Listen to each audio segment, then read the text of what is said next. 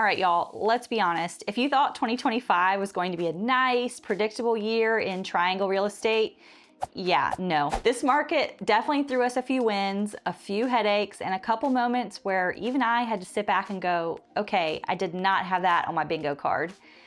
Today, we're breaking it all down, the good, the bad, and the downright unexpected, and how we ended up exactly where we are right now in the beginning of 2026.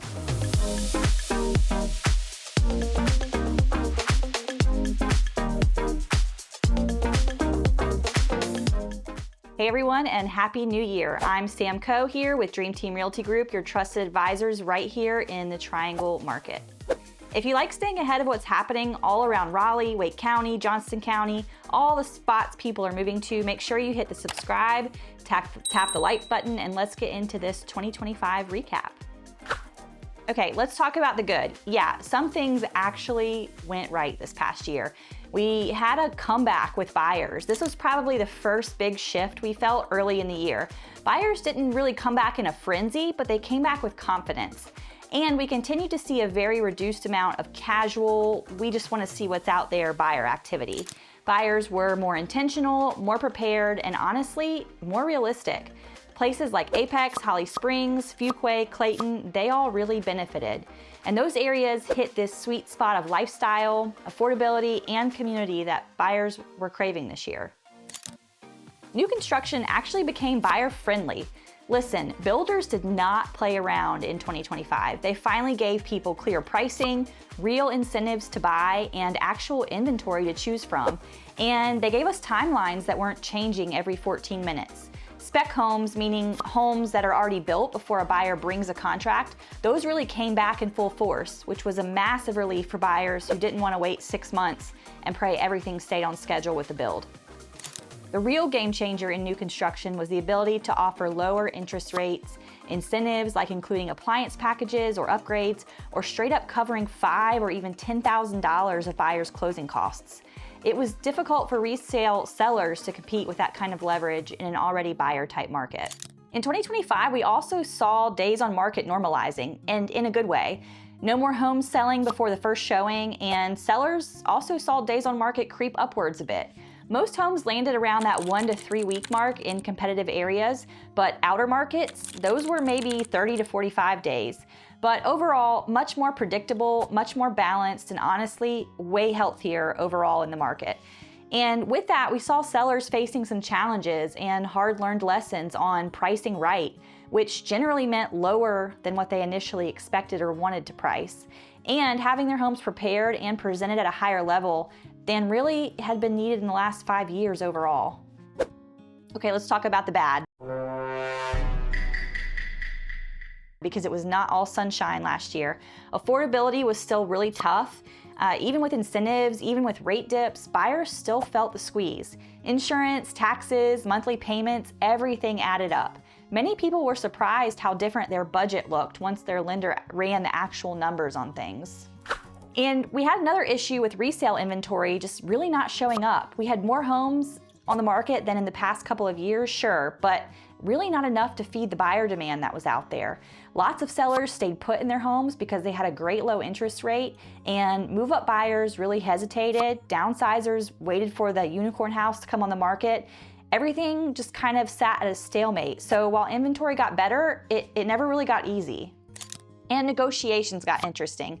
Appraisals stayed conservative, buyers pushed harder on repairs, sellers are still hoping for early 2020s pricing until reality kicked in. 2025 was definitely a year where negotiation strategy mattered more than ever. You couldn't just throw a home on the market and call it a day. You had to be intentional. And there became a clear need for sellers to hire experienced and proactive listing agents to help get their homes sold. Putting a sign in the yard and sticking the listing in MLS was not cutting it anymore. And listing a home no longer meant automatically getting it sold either. Okay, let's talk about the downright unexpected. Certain pockets completely took off in 2025. Clayton, wow. No one predicted the level of appreciation that we saw there. Holly Springs made a comeback, Apex townhomes were suddenly hot again, and luxury buyers quietly kept Cary, parts of Raleigh, and Chapel Hill markets moving. And these weren't random. Buyers were chasing lifestyle, convenience, and value, and those micro markets really delivered. In 2025, interest rates did not behave. Every expert said rates will slowly come down all year. 2025 said, let me introduce you to volatility. We had dips that brought buyers out of the woodwork, then we had plateaus, then surprise bumps. It kept lenders, buyers, and honestly all of us on our toes. Resale homes held stronger than anyone really predicted. Even with all the new construction momentum, resales didn't fade into the background. Turnkey homes, they sold quickly. Homes with character stayed competitive. Privacy, mature trees, larger lots, upgrades, people still really valued those things deeply. Resale owners were in a better position than the analysts predicted, that's for sure. Okay, let's talk about why all this happened, the how we got here part. We are gonna first look at rates and limited inventory created by a nearly balanced market. Not a buyer's market, not a seller's market, just balanced-ish. Enough movement to keep everyone engaged without tipping too far in either direction. We haven't really seen that in the last 5 or 6 years. Relocation also remained a huge force. We still saw a steady flow of people coming in for tech, biotech, healthcare, RTP, military, remote work. The triangle continues to hit the just right zone for so many of these people. And we had builders filling the gaps. Honestly, they kept our market moving. Without new construction, 2025 would have felt extremely tight. We also saw sellers finally adapting to this new market. By mid-year, most sellers realized price it right from the start or sit and wait. And the ones who got strategic, they are the ones that won. So what does all this mean for 2026? We're heading into a really interesting year.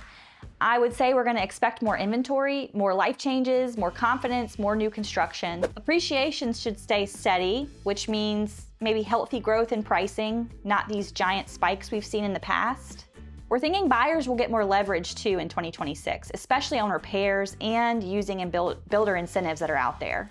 And we predict that sellers will still do well as long as pricing is done with strategy and not emotion. And builders will continue shaping the market. This storyline is not going anywhere anytime soon. 2025 reminded us that the triangle doesn't do boring. It's dynamic, it's resilient, and it's full of people making life decisions. And those decisions are what shape the numbers, not the other way around. So if you're thinking about buying, selling, relocating, or you just want to stay ahead of the curve, we've got you covered. I'm Sam with Dream Team Realty Group. Thanks for hanging out with me for this 2025 recap. Hit like, subscribe, and turn on that notification bell so you don't miss what's coming next. Of 2025. And this is going up in January. Yeah, it's not the end of 2025. Okay. Well, I needed something at the end there, and I just obviously butchered it.